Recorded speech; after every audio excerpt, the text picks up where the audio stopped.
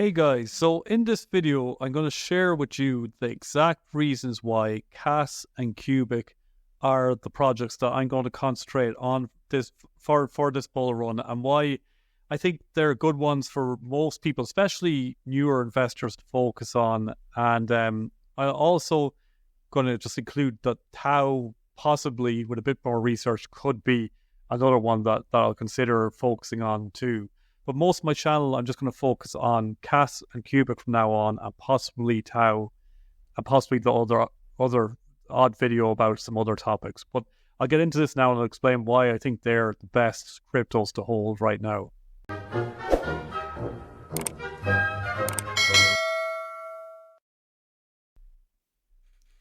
So yeah, guys, I want to go and talk about the elephant in the room right now, which is the cryptocurrency called Space, which I've made a few videos on recently, and on Twitter from time to time I've been sharing some things about Space. And luckily for me, so if you don't know what happened anyway, basically Space has, as you can see here, it's down 94% from its highs, and they had an AMA meeting this week, and people expected that AMA meeting would sort out any issues with the project. But the charts don't lie. As this person said, no point in selling here, but they're not buying the dip either.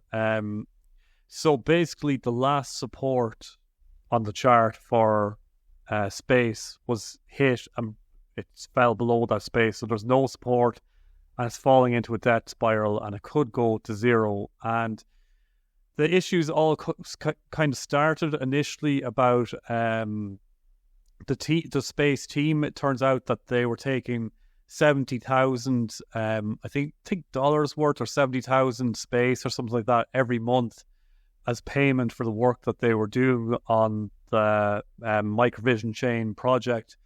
And then, dumping it on the market, obviously, to pay for that, which I guess was creating a lot of downward sell pressure.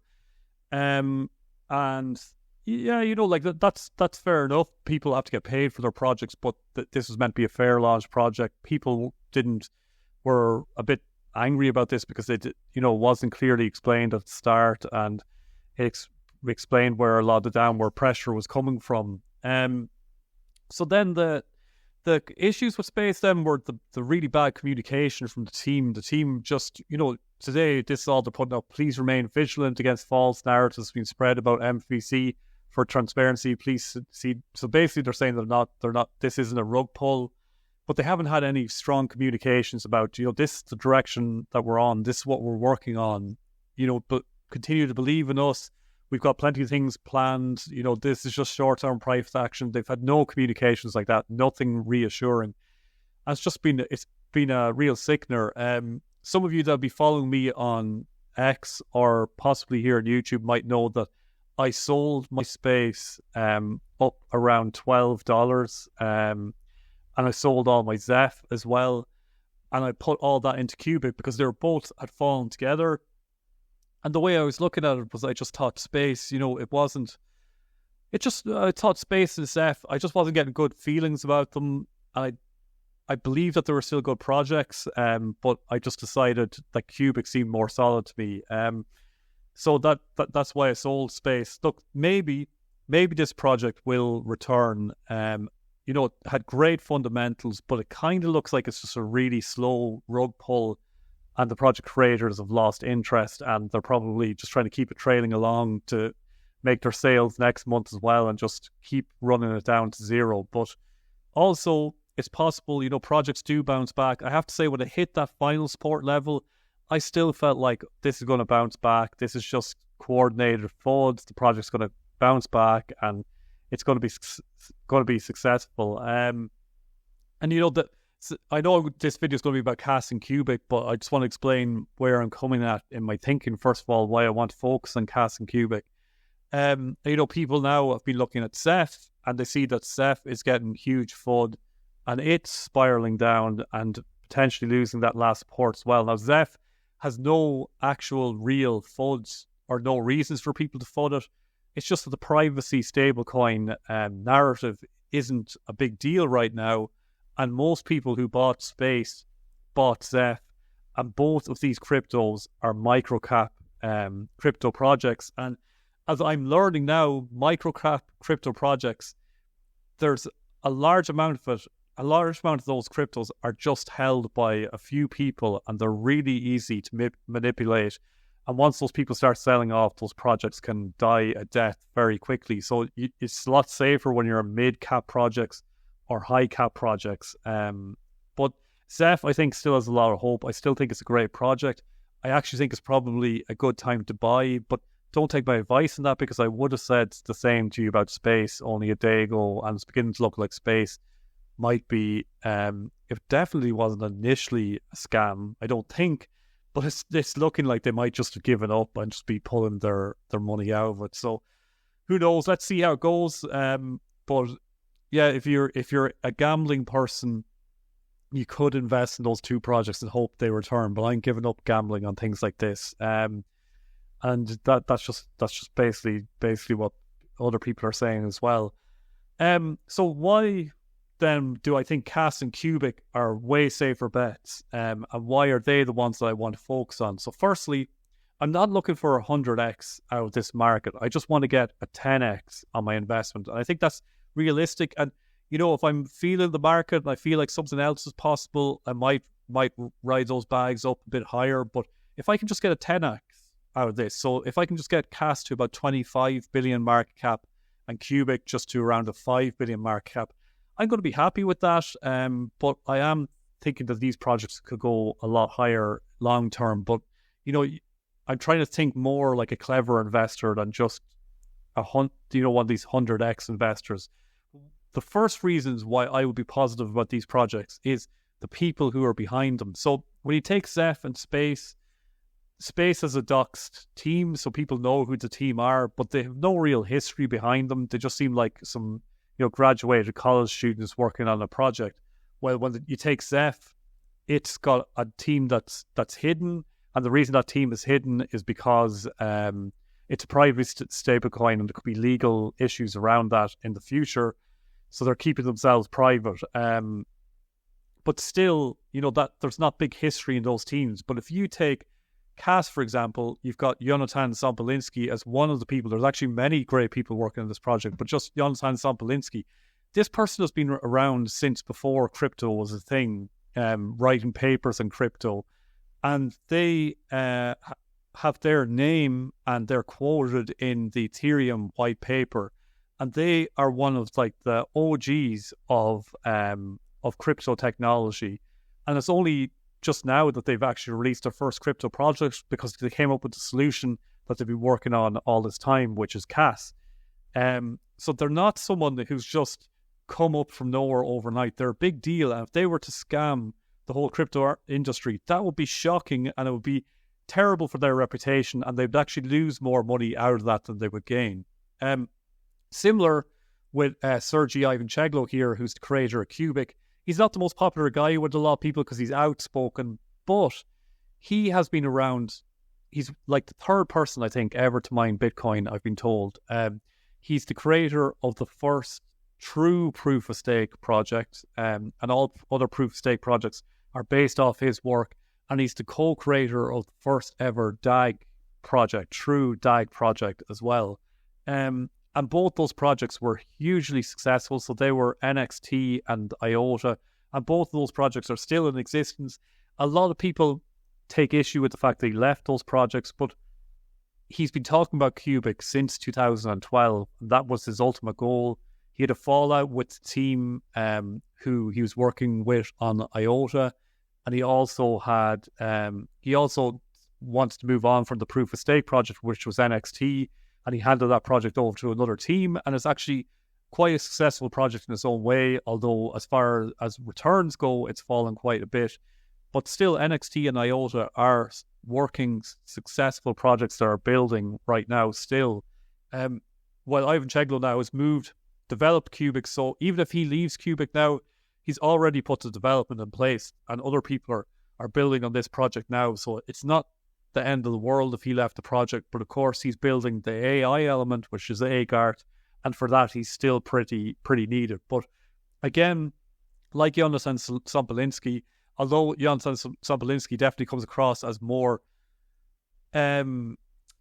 typical and likable of a project leader, I do really like Sergei Ivancheglo as well. But Sergei Ivancheglo has been around as long, and just like Jonathan Sobolinski, it would do more damage to him to go and scam people now than it would to just go and create a proper project with the strong name that he has. So it just would make no sense for him to not have a working project that he believes in. So then let's look at why KAS is a project that should be successful. And it all comes down to the fact that KAS has finally delivered on the promise of Bitcoin. The promise of Bitcoin was money that could be transferred between people all over the world for very cheap, very quickly. It could be scalable worldwide, and it was completely decentralized, so it didn't need banks or didn't need any central authority. But of course, Bitcoin had an issue which was called the blockchain trilemma, and every blockchain after that had that issue, and it was that there was always a trade-off between decentralization, security, and scalability. So, for example, Bitcoin was very decentralized, very secure, but it wasn't scalable, and that's why when you go to make a Bitcoin transaction, it costs a lot of money. It costs $50 just for a Bitcoin transaction, and sometimes it can take days or weeks for that transaction to go through. So every blockchain project, ever since Bitcoin's inception, has been trying to solve this problem, and most of them thought this problem was unsolvable.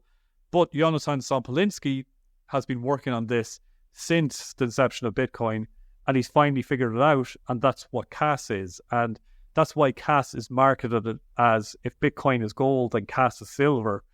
In a way, KAS really is silver, but obviously Bitcoin has been, is the poster boy for crypto, so it's been around so long, so it's considered gold. But KAS is silver then, because it's completely decentralized, it's completely secure, but it's scalable worldwide as well. At the moment, KAS can generate 1 block per second. I think Bitcoin is like 1 block per 10 minutes or something like that. But KAS soon will be able to generate 10 blocks per second. And then in the not so distant future as well, it's going to be able to generate 100 blocks per second. Possibly it can even in time generate more. So KAS is what Bitcoin and every other blockchain project was trying to be. So for that reason, it's going to be around for a long time, or it should be. Nothing's ever guaranteed, but it's going to be around for a long time, it looks like. And at a market cap of 2.5 billion, I think it's at right now, it seems to be quite undervalued. So then if we move on to QUBIC, and why is QUBIC such a unique project and something that's so reliable, in my opinion? Well, QUBIC actually isn't a blockchain. It's what's called a quorum spectrum technology, but it solves the issues of Bitcoin as well, and Ethereum and all these other projects as well. It is as decentralized as Bitcoin. It's as secure as Bitcoin, but it's super, super, super scalable because it works straight out of RAM. So QUBIC can run 40 million transactions per second, making it the quickest crypto technology out there as far as I'm aware of. And the numbers behind QUBIC, I recommend looking into this more, because the numbers, actually, if you just check my last video even, you'll see me sharing some of the numbers, but the numbers behind the speed of QUBIC is incredible. It's also feeless, so there's no fees to transact on the QUBIC network. The only fees are the ones that are charged by people who build apps on the QUBIC network. So they have no fees. They can do things for free, but they might charge you 0.05% or something like that to transact through an app that they've built. But QUBIC is feeless, so that's going to attract a lot of developers to it. It's one of the first projects that's got true finality and not quasi-finality. Something that I don't understand in detail, but it basically means that when you make a transaction or do anything on the QUBIC network, it takes milliseconds for it to happen. And once it happens, and it's irreversible. It's happened straight away. It doesn't need to be confirmed by anyone else. It just happens straight away, and that's it forever.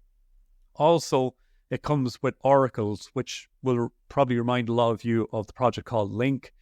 And basically what oracles are is they connect blockchains or, projects like QUBIC to the outside world. So they can pull data from the outside world and pull data in real time so that the actual projects and applications built on it can react in real time to the real world.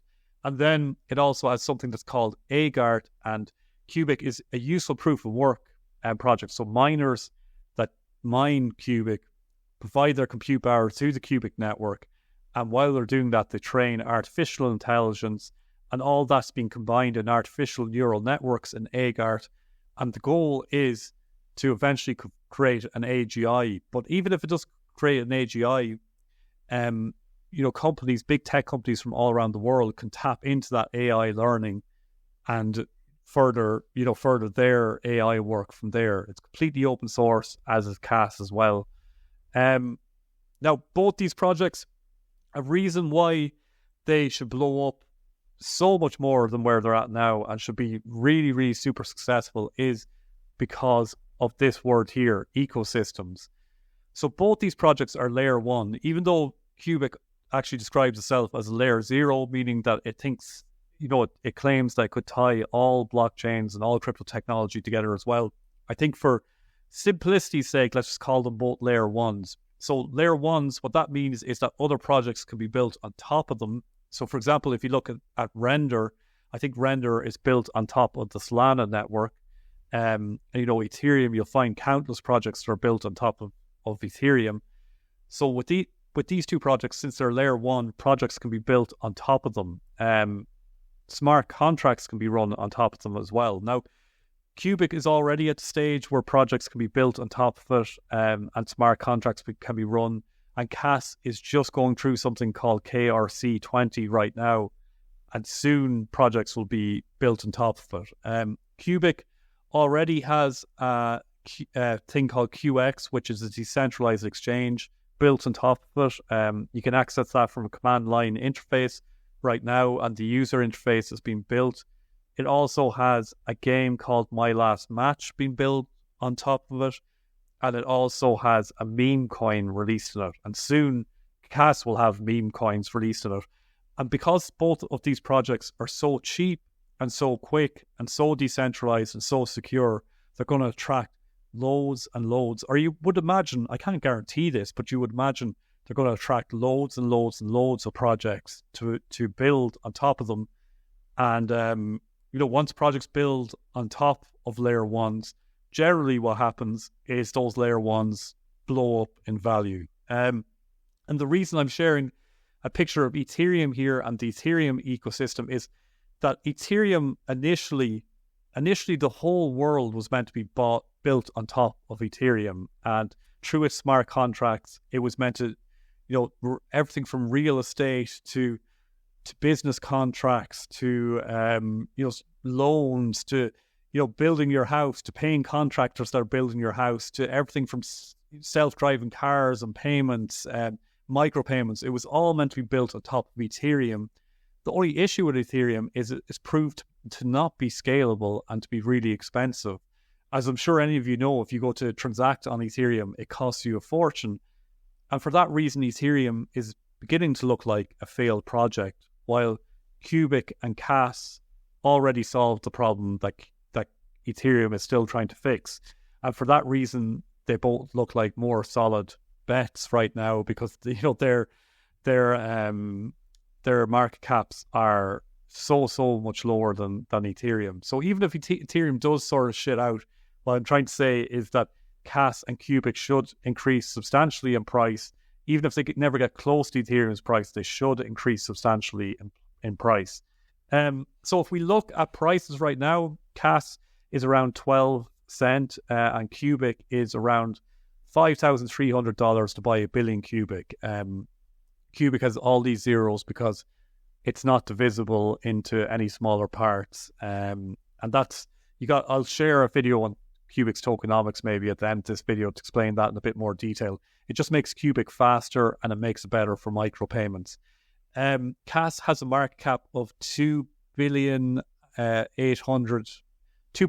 billion basically, and QUBIC has a market cap of 470 million. So right now, KAS is definitely a safer bet. Firstly, from a marketing point of view, it's got, Jonathan Sobolinski is so regarded in the crypto space that KAS is just almost as destined to succeed as you can get with any crypto, and it should eventually become a top 10 or top 5 crypto, and it could happen in the short term or it could happen in the long term. And you would expect that market cap to, someday be up around the 100 billion mark, but that's not guaranteed. We don't know that, but you would expect at least, and I'm always trying to think of worst case scenarios. You'd just expect it to at least hit a 10 billion market cap eventually. I'm just saying minimum, you would expect that, but I'm hoping to get a 10x out of KAS, and I'll probably pull some of my investment out there. I'm not going to be this person tied to my bags riding things to the moon. Then if you look at QUBIC, it's a little bit higher risk because, like we said, with KAS is becoming more and more decentralized all the time. More diverse people are owning KAS, and it's a lot harder for one person to dump on the whole KAS community. While QUBIC being a smaller project, there are some serious whales in there who could overnight dump a lot on the QUBIC community. But it seems like such a strong project. I don't visualize QUBIC going anywhere. And I hear all these moving targets. People are talking about QUBIC potentially reaching $1 trillion market cap in the future, which seems laughable. But then when you understand what they're trying to build with AGART, it doesn't seem that unrealistic in 4 to 8 years that could happen. But who knows? But a lot of other people then are aiming for market caps like 50 to 80 billion. I've always said that I'm aiming for something like 10 to 30 billion. But even right now, the way I look at the markets, if I got 5 or 10 billion out of QUBIC, I'd just be so happy with that. I probably would pull something out of it. But I would like to hold on to something of these two projects long term, because I think both these projects are going to be around for a very, very long time. And then, of course, the third project that I want to start looking into a bit more and think about a bit more is TAO. So TAO has a market cap of 2.5 billion. It's meant to be a super strong project. It's layer 1 as well, and it's AI based. I'm just don't have a strong conviction with TAO in terms of the people behind it. These two guys, I think, are just as close to sure bets as you can get. With TAO, I don't know about that, but anyone here who is watching this video that is really a lover of TAO and really believes in it, please, by all means, share some links or share some details for me to check out, because I'm going to start looking into this project. But the lesson that I learned from both Ceph and Space is, with these projects, I did my due diligence and I looked into them, and I saw that they're great projects, or potentially great projects. And I still believe that Ceph has everything that's required to be a great project. But what I couldn't do was keep up with the discords of these groups, keep up with the general chats that are going on, and see the developments. And I didn't see the developments happening. And a lot of the reasons why I hung in on these projects was because influencers that I follow and I believe in, and I still believe in, were sharing the projects. And I just got to be honest in that, is that was where a lot of my belief came from. Now, those same influencers are sharing KAS and QUBIC, but I'm up to date with what's going on in those communities, and I can see the developments happening all the time with those projects. And I have real conviction and belief that both these projects are going to be very successful. And I also think that TAO potentially could be in that league as well, but I've got to look into it a bit more. And because these projects are around mid-cap to high-cap projects already, it's quite unlikely that they're going to go and disappear off the face of the planet. But anything's possible, but it's very unlikely. So I think these are safe bets. They aren't 100x, in the next year sort of bets, but they are safe bets to get a considerable 10x return. For someone like me who doesn't understand technical analysis in detail, these are the safest bets that I can find, and I think they're worth looking into for you guys as well. That's all I've got for you today, guys. I will see you all on the outside.